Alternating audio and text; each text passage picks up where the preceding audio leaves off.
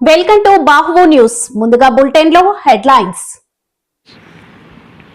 ప్రమాదవశాత్తు మృతి చెందిన టీచర్ జోష్నాబాయ్ పార్థివ దేహానికి పూలమాలలు వేసి ఘన నివాళులర్పించిన హోంమంత్రి అనిత.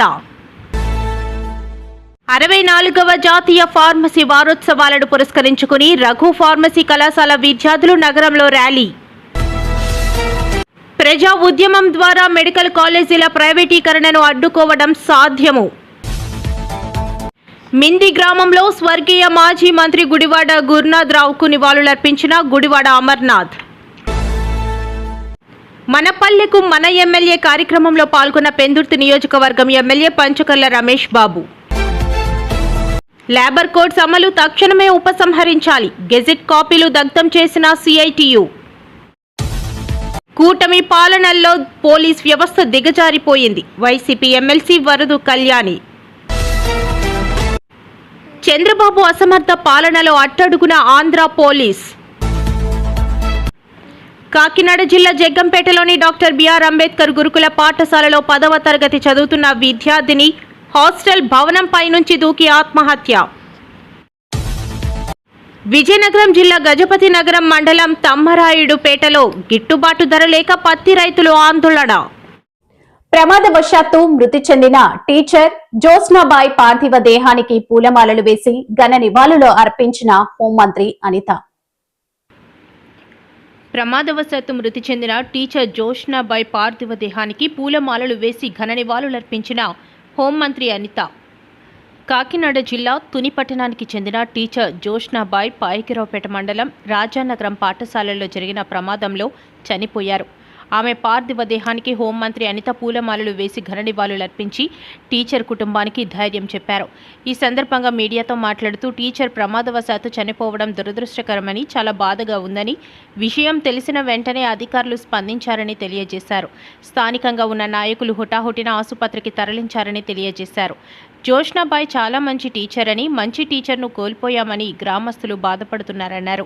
2 సంవత్సరాల క్రితం జోష్నాబాయ్ భర్త కూడా చనిపోయారని, పిల్లల చదువులు బాధ్యత ప్రభుత్వం తీసుకుంటుందని తెలియజేశారు.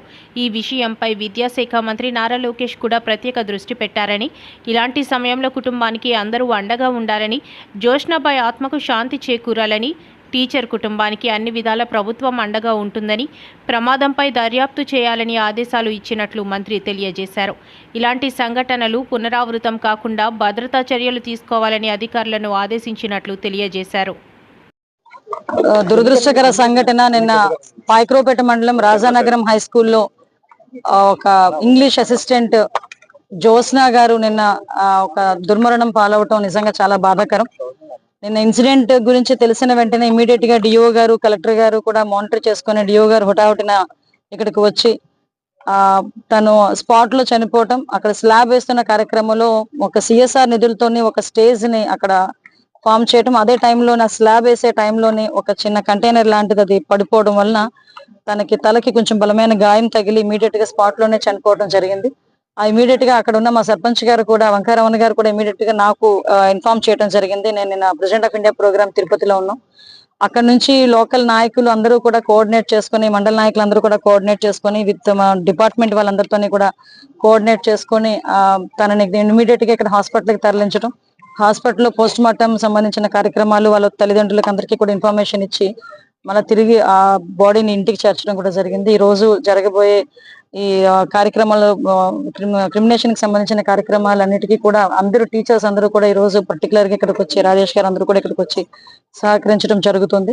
నిజంగా చాలా దురదృష్టకర సంఘటన. జోస్నా గారు చాలా మంచి టీచరు. నిజంగా గ్రామస్తులందరూ కూడా నాతో చెప్తున్నారు, అమ్మాయి 2023లో వచ్చారు, అప్పటి నుంచి కూడా ఇంగ్లీష్ అసిస్టెంట్ గా పిల్లలందరూని కూడా చాలా మంచిగా కోఆర్డినేట్ చేసుకొని మంచిగా చెప్పే టీచర్ ని ఈ రోజు కోల్పోయాం మేమని చెప్పి అక్కడ గ్రామస్తులు కూడా చాలా బాధపడడం జరుగుతుంది. తను ఇంగ్లీష్ అసిస్టెంట్ గా ఉండే దురదృష్టం ఏంటంటే తనకి 2 years బ్యాక్ వాళ్ళ హస్బెండ్ ని కూడా కోల్పోవడం జరిగింది. కేవలం ఇప్పుడు వాళ్ళ అత్తగారు ఎవరైతే రిటైర్డ్ టీచర్ మేడం కూడా అత్తగారితో పాటు ఉంటున్న నేపథ్యం. 64వ జాతీయ ఫార్మసీ వారోత్సవాలను పురస్కరించుకొని రఘు ఫార్మసీ కళాశాల విద్యార్థులు నగరంలో ర్యాలీ నిర్వహించారు. 64వ జాతీయ ఫార్మసీ వారోత్సవాలను పురస్కరించుకుని రఘు ఫార్మసీ కళాశాల విద్యార్థులు నగరంలో ర్యాలీ నిర్వహించారు. విశాఖ మహానగర పాలక సంస్థ వద్దనున్న రఘు క్యాంప్స్ నుంచి గాంధీ విగ్రహం వరకు విద్యార్థులు ప్లకార్డులు ప్రదర్శిస్తూ ప్రదర్శన చేశారు. ప్రజలకు అవగాహన కల్పిస్తూ కరపత్రాలను పంపిణీ చేశారు. ఈ సందర్భంగా కళాశాల ప్రిన్సిపల్ డాక్టర్ జగదీష్ పండా మాట్లాడుతూ ప్రతి ఏటా నవంబర్ 3వ వారంలో ఫార్మసీ వారోత్సవాలను ఘనంగా నిర్వహిస్తున్నట్లు తెలిపారు. ప్రపంచవ్యాప్తంగా ఫార్మసిస్టులు రోగులకు సురక్షితమైన ప్రభావవంతమైన మందులను ఆరోగ్య సేవలు అందించడంలో కీలక పాత్ర పోషిస్తారన్నారు. టీకాలపై అవగాహన, వ్యాధి నివారణ, ఆరోగ్య అవగాహన పెంపుదలలో కూడా ఫార్మసిస్టులు సేవలు నిరూపమానమన్నారు. వారోత్సవాల సందర్భంగా కళాశాలలో విద్యార్థులకు వివిధ కార్యక్రమాలతో పాటు సాంస్కృతిక కార్యక్రమాలను నిర్వహించారు. ఈ ర్యాలీలో principal Jagadish Panda, doctor Padmaja, doctor Ramadevi Panda, Sirisha, NCC coordinator Ramanamma, ఉపాధ్యాయులు, కళాశాల విద్యార్థులు పాల్గొన్నారు. Principal of Raghu college of pharmacy, Raghu education ఇన్స్టిట్యూషన్లో ఒక భాగమైనటువంటి రఘు కాలేజ్ ఆఫ్ ఫార్మసీ ఇవాళ 64వ జాతీయ ఫార్మసీ వారోత్సవ సందర్భంగా 16 నుంచి 27 జరుగుతుంది. దేశంలో జాతీయంగా ప్రతి నవంబర్ 3వ వారంలో ఈ జాతీయ వారోత్సవాలు, ఫార్మసీ జాతీయ వారోత్సవాలను జరుపుకుంటారు. అందులో భాగంగా ఒక సైలెంట్ ర్యాలీ అనేది ఇవాళ మనము చేస్తాం. యాక్చువల్లీ ప్రతి సంవత్సరం ఒక థీమ్ ఉంటుంది ఈ జాతీయ ఫార్మసీ వారోత్సవాల్లో. ఈ సంవత్సరం థీమ్ ఏంటంటే pharmacist as advocates of vaccination అనే దాని మీద ఇవాళ దీని యొక్క main theme pharmacist as advocates of vaccination. అంటే దీని యొక్క ప్రాముఖ్యత అంటే ప్రజల ఆరోగ్య పరిరక్షణలో ఫార్మసిస్టుల కీలక పాత్ర అనేది అందరికీ తెలిసిందే. అందులో ముఖ్యంగా ఈ సంవత్సరం యొక్క ముఖ్య ఉద్దేశం ఏంటంటే అందరికీ టీకాలు అనేది తెలుస్తుంది.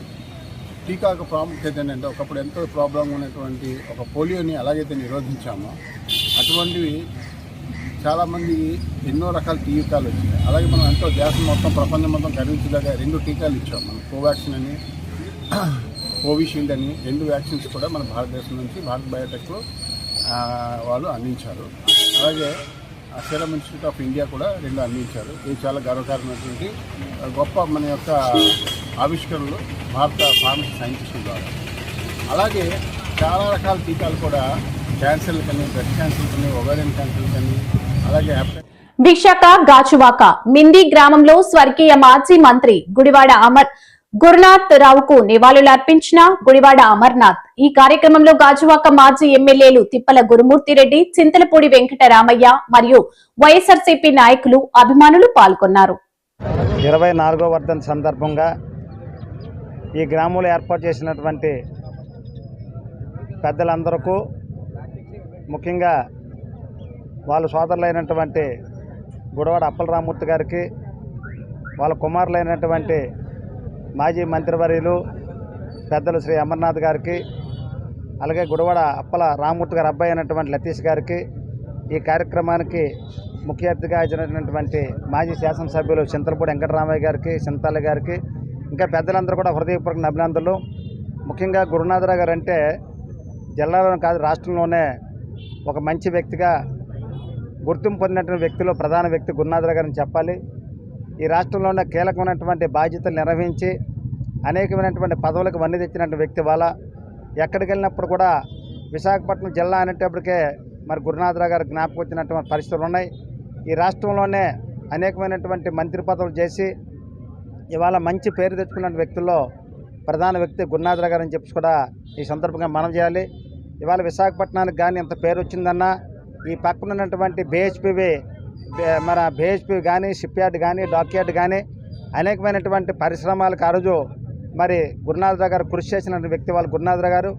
విశాఖపట్నం జిల్లాకి ఎంతో అభివృద్ధి చేసినటువంటి వ్యక్తి వాళ్ళ. ఉత్తరాంధ్ర జిల్లాలను కాకుండా రాష్ట్రంలోనే గురునాథరావు గారికి మంచి పేరున్నటువంటి వ్యక్తి వాళ్ళ. మరి వాళ్ళ తనయుడైనటువంటి ఇవాళ అమర్నాథ్ గారు కూడా మరి ఈరోజు ఈ రాష్ట్రంలోనే అదృష్టవశాత్తు ఏంటంటే గురునాథరావు గారు, రాజశేఖర రెడ్డి గారు కలిసి పనిచేసినటువంటి వ్యక్తులు. ఈరోజు అదే ఉన్నటువంటి రాజశేఖర రెడ్డి గారి కుమారుడు, అదేవిధంగా గురునాథరావు గారి కుమారుడు కూడా మరి అమర్నాథ్ గారు కూడా ఇద్దరూ కలిసి పనిచేసినటువంటి రాష్ట్రంలో కీలకమైనటువంటి బాధ్యతలు సేకరించడంలో కానీ అటు జగన్మోహన్ రెడ్డి గారి నాయకత్వంలో ఇవాళ అమర్నాథ్ గారు కూడా మంత్రిగా చేసి అనేకమైనటువంటి కీలకమైనటువంటి పనులు చేయడంలో కీలకమైనటువంటి పాత్ర పోషించారు అమర్నాథ్ గారు. మరి వాళ్ళు తాతగారు కూడా స్వర్గీయ గుడవాడ అప్పన్న గారు కూడా ప్రజా ఉద్యమం ద్వారా మెడికల్ కాలేజీల ప్రైవేటీకరణను అడ్డుకోవడం సాధ్యమని వైసీపీ విశాఖ జిల్లా అధ్యక్షులు కెకే రాజు అన్నారు. ఈ మేరకు జీవీఎంసీ 44వ వార్డు అక్కయ్యపాలెం పెద్దూరు మసీద్ వద్ద ఏర్పాటు చేసిన రచ్చబండ కార్యక్రమానికి హాజరయ్యారు. ప్రభుత్వ మెడికల్ కాలేజీల ప్రైవేటీకరణకు వ్యతిరేకంగా వైఎస్ఆర్ కాంగ్రెస్ పార్టీ ఆంధ్రప్రదేశ్ రాష్ట్ర ప్రజలు సంయుక్తంగా కోటి సంతకాల ఉద్యమ కార్యక్రమాన్ని చేపట్టడం జరిగింది. ముఖ్యమంత్రి చంద్రబాబు నాయుడు గారు కూటమి ప్రభుత్వం రాజకీయ ప్రయోజనాల కోసం ఒక ప్రజా వ్యతిరేక నిర్ణయాన్ని తీసుకుని ప్రజలు పెద్ద ఎత్తున వ్యతిరేకిస్తున్నా సరే కేవలం గత ప్రభుత్వం చేసిన మంచి ప్రజలు కనిపించకూడదు. అదేవిధంగా పెద్ద ఎత్తున వైద్యాన్ని వ్యాపారం చేయడం ద్వారా చంద్రబాబు నాయుడు వెనుకన్న కొంతమంది దెబ్బేదారుల్ని రాజకీయంగా ఆర్థికంగా బలోపేతం చేయడం కోసం తీసుకున్న ఈ దుర్మార్గపు నిర్ణయాన్ని వ్యతిరేకిస్తూ సంతకాల సేకరణ కార్యక్రమం జరుగుతుంది. అందులో భాగంగా ఈరోజు విశాఖ ఉత్తర నియోజకవర్గంలో 44వ వార్డులో జీవీఎంసీ ఫ్లోరైడ్ బాణాల శ్రీనివాసరావు గారు కార్పొరేటర్గా ఉన్న వార్డులో వైఎస్ఆర్ కాంగ్రెస్ పార్టీ వార్డు అధ్యక్షులు హబీబ్ గారు, అదేవిధంగా యువజన విభాగం విద్యార్థి విభాగం నాయకులు బాణాల తరుణ్ గారు తదితరులందరూ కూడా కలిసి కార్యక్రమాన్ని ఈరోజు ఇక్కడ పెద్దూరు మసీద్ దగ్గర ముస్లిం సోదరులందరికీ కూడా దీని గురించి తెలియజేసి, ఎందుకంటే దీనివల్ల మెడికల్ కాలేజీలు కనుక నిర్మాణం జరిగితే ఏదైతే ఆ రోజు రాజశేఖర రెడ్డి గారు కల్పించారో 4% రిజర్వేషన్ వల్ల ముస్లిం విద్యార్థులు కూడా పెద్ద ఎత్తున మేలు జరుగుతుంది మెడికల్ కాలేజీలు కనుక ప్రభుత్వ రంగంలో ఉంటే. దాన్ని కూడా వాళ్ళందరికీ కూడా తెలియజేయడం జరుగుతుంది. అది చెప్పు లేబర్ కోడ్స్ అమలు తక్షణమే ఉపసంహరించాలి. గెజిట్ కాపీలు దగ్ధం చేసిన సిఐటియు. బీహార్ ఎన్నికలు ముగియగానే కేంద్ర బీజేపీ ప్రభుత్వం కార్మిక వ్యతిరేక లేబర్ కోడ్స్ ను అమలు చేయడానికి పూనుకోవడాన్ని సిఐటియు విశాఖపట్నం జిల్లా కమిటీ తీవ్రంగా ఖండిస్తూ జగదాంబ జంక్షన్ లో ప్రభుత్వం విడుదల చేసిన గెజిట్ కాపీలను దగ్ధం చేశారు. ఇంప్లిమెంట్ చెయ్యొద్దు అని చెప్పి గత 5 సంవత్సరాలుగా భారతదేశంలో కార్మిక వర్గం పోరాడుతోంది. మోడీ ప్రభుత్వం నిమ్మకి నీరెత్తినట్లు వ్యవహరించింది. ఇప్పుడు అకస్మాత్తుగా లేబర్ కోడ్స్ ను అమలు చేస్తున్నామని గెజిట్ నోటిఫికేషన్ ఇచ్చి కార్మిక వర్గానికి వెన్నుపోటు పొడిచింది. కార్మికులు సమ్మె చేసే హక్కును కోల్పోతారు ఈ లేబర్ కోడ్స్ వల్ల. అలాగే పోరాడే హక్కును కోల్పోతారు, యూనియన్ పెట్టుకునే హక్కును కోల్పోతారు, కనీస వేతనాలు హక్కును కోల్పోతారు, పిఎఫ్ ఈఎస్ఐ వంటి చట్టాలని ఏకపక్షంగా మార్చొచ్చు. భవిష్యత్తులో పర్మనెంట్ ఉపాధి అన్నది ఉండదు. అంతా fixed term employment, contract, outsourcing ఎంప్లాయ్మెంటే ఉంటది. ఇది కార్మిక వర్గానికి తీరని ద్రోహం మోడీ ప్రభుత్వం చేసింది. తక్షణం ఈ లేబర్ కోడ్స్ ని రద్దు చేయాలి. కార్మికులు పోరాడి సాధించుకున్న 29 కార్మిక చట్టాలను యథాతథంగా కొనసాగించాలి. లేని పక్షంలో భవిష్యత్తులో కార్మిక వర్గం చేసే పోరాటాలకు మోడీ ప్రభుత్వమే బాధ్యత వహించాల్సి వస్తుందని కార్మిక వర్గం తరపున హెచ్చరిస్తున్నాం. ప్రభుత్వం ఈరోజు కేంద్ర ప్రభుత్వం లేబర్ కోడ్స్ ని అమలు చేస్తూ జీవో రిలీజ్ చేసింది. ఈ జీవో అనేది వెంటనే రద్దు. అనకాపల్లి జిల్లా సబ్బవరం మండలం బోధవలస ఎల్లుసి గ్రామంలో మన పల్లెకు మన ఎమ్మెల్యే కార్యక్రమంలో పాల్గొన్న పెందుర్తి నియోజకవర్గం ఎమ్మెల్యే పంచకర్ల రమేష్ బాబు. ఈ కార్యక్రమంలో ఆయన మాట్లాడుతూ, అనకాపల్లి జిల్లా సబ్బవరం మండలం బోధవలస ఎల్లుపి గ్రామాల్లో మన పల్లెకు మన ఎమ్మెల్యే కార్యక్రమంలో పాల్గొన్న పెందుర్తి నియోజకవర్గం ఎమ్మెల్యే పంచకర్ల రమేష్ బాబు. ఈ కార్యక్రమంలో ఆయన మాట్లాడుతూ, గ్రామంలో గల సమస్యలతో పాటు ప్రజల సమస్యలను కూడా పరిష్కరించేందుకే మన గ్రామంలో మన ఎమ్మెల్యే కార్యక్రమాన్ని కూటమి ప్రభుత్వం చేపట్టడం జరుగుతుందని స్పష్టం చేశారు.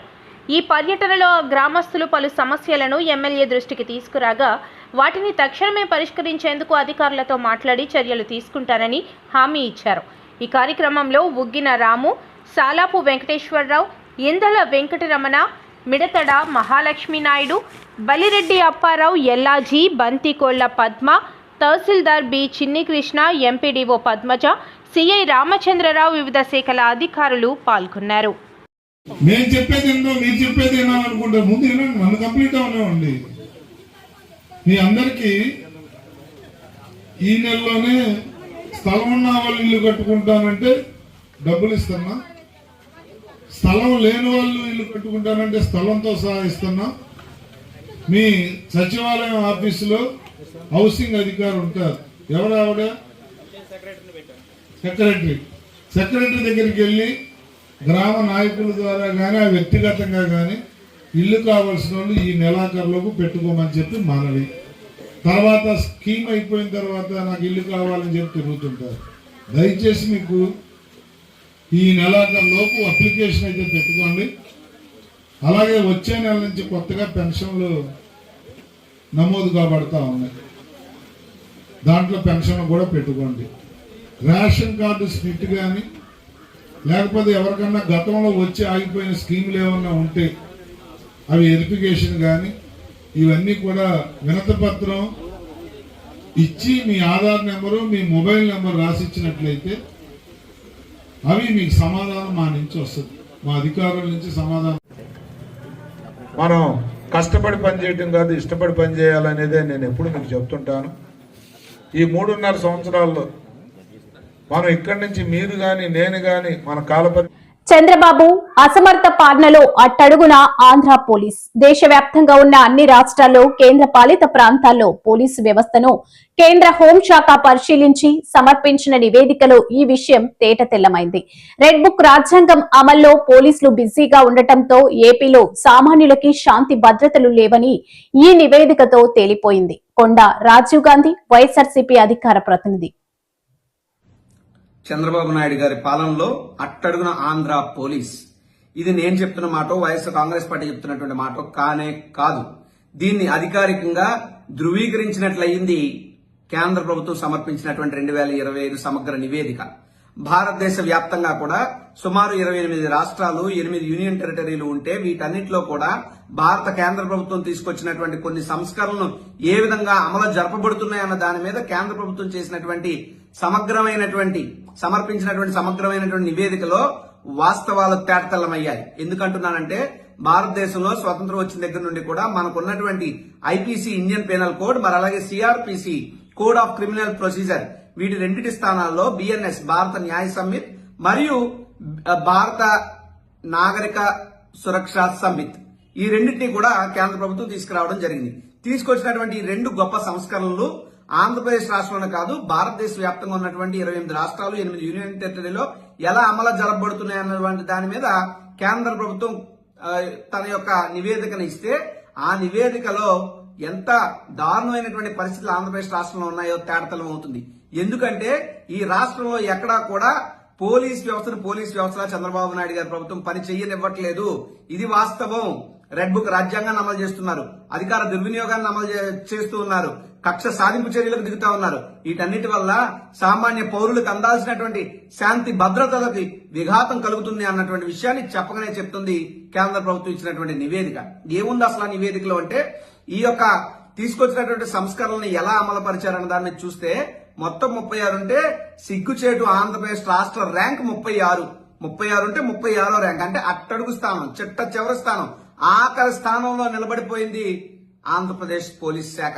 ఇంతకన్నా సిగ్గుపడాల్సినటువంటి విషయం మరైతేనా ఉంటుందా అని చెప్పి నేను ఈ రాష్ట్ర ప్రభుత్వాన్ని అడుగుతా ఉన్నా. మరోపక్క ఈ రాష్ట్రంలో ఉన్నటువంటి కొంతమంది పోలీస్ ఉన్నతాధికారులేమో మేము మావోయిస్టులు పట్టుకున్నాం, ఒకేసారి 50 మందిని పట్టుకున్నాం, ఇలాంటివి ఎప్పుడు గతంలో చరిత్రలో జరగలేదని చెప్తా ఉంటే కొంతమంది విశ్లేషకులు లేదా ఎవరైతే మాట్లాడుతున్నారో వాళ్ళు కూటమి పాలనలో పోలీస్ వ్యవస్థ దిగజారిపోయిందని వైసీపీ ఎమ్మెల్సీ వరదు కళ్యాణి అన్నారు. చంద్రబాబు అనిత వల్లే పోలీస్ వ్యవస్థ దిగజారిపోయింది. 3 సింహాల పోలీసులు 3 పార్టీలకు తొత్తులుగా మారారు అంటూ విమర్శలు చేశారు.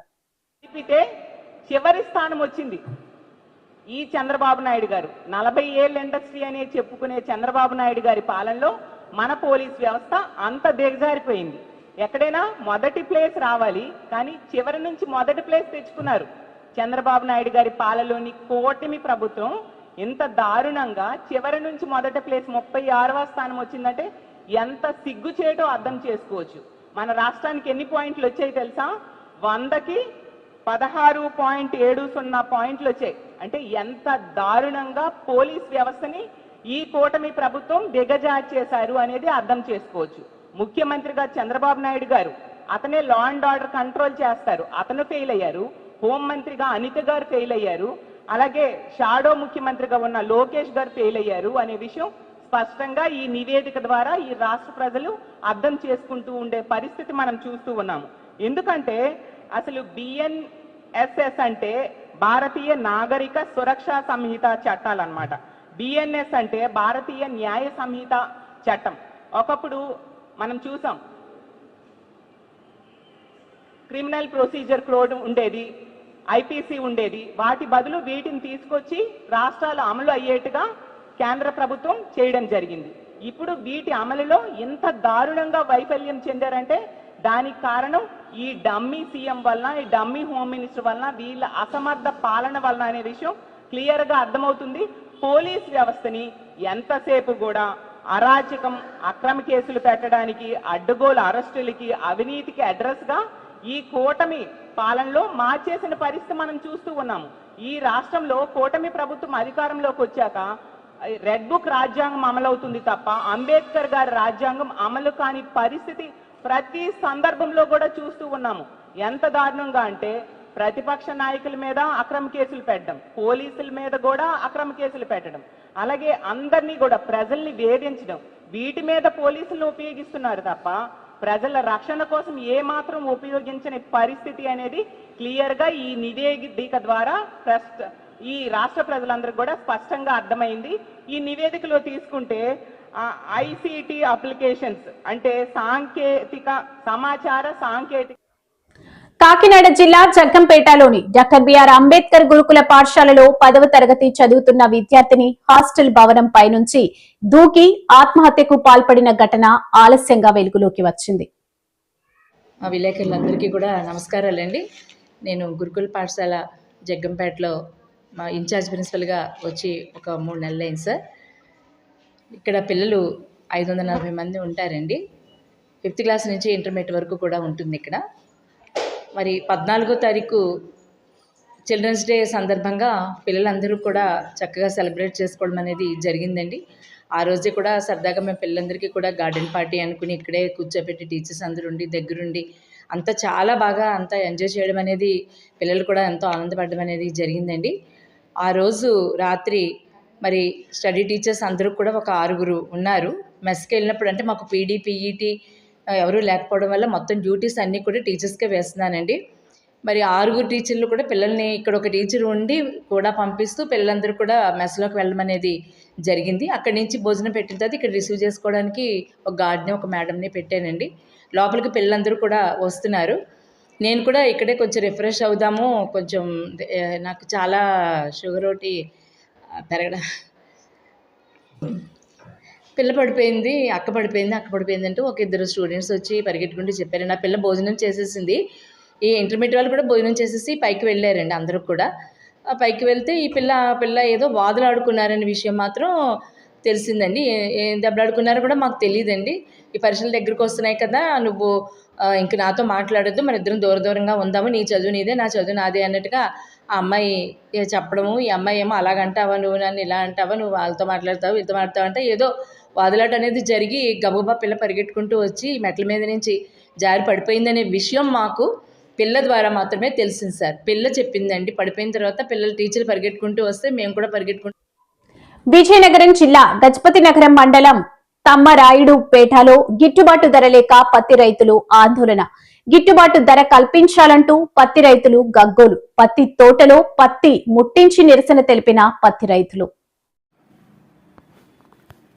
విజయనగరం జిల్లా గజపతి నగరం మండలం తమ్మరాయుడుపేటలో గిట్టుబాటు ధర లేక పత్తి రైతులు ఆందోళన. గిట్టుబాటు ధర కల్పించాలంటూ పత్తి రైతులు గగ్గోలు. పత్తి తోటలో పత్తి ముట్టించి నిరసన తెలిపిన పత్తి రైతులు. గిట్టుబాటు ధర కల్పించకపోతే చావే శరణ్యం అంటూ పురుగుల మందు సీసాలతో ఆందోళన చేపట్టారు పత్తి రైతులు.